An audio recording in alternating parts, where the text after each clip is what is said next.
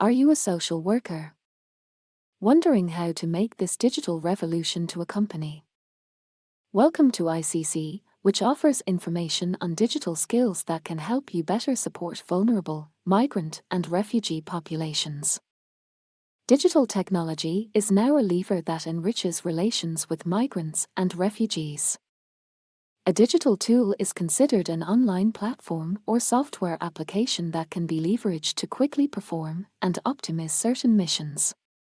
In this video, you will find information on digital tools to be used in the social field. The health crisis has further highlighted the challenge of mastering digital tools for professional and personal purposes. The activity of social support for migrants and refugees is also impacted by the use of digital tools. Migrants, refugees and vulnerable people use a number of tools to communicate with their loved ones, including WhatsApp, Telegram, Messenger, and not forgetting the administrative procedures which are also digital.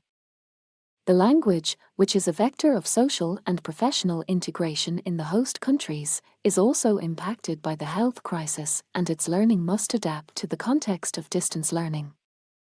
Many tools are used to communicate, exchange with your audience, and report information. They allow, among other things, to participate in a meeting, to share documents with collaborators and colleagues, to do emailing, to follow their administrative procedures. The meeting tools used are Zoom, Microsoft Teams, Google Meet, Skype. They all have almost the same features and are almost all free with paid options. They have advantages and disadvantages.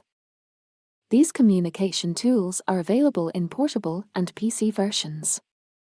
You could therefore install on your work computer in order to facilitate the conversation between your learners, migrants and refugees.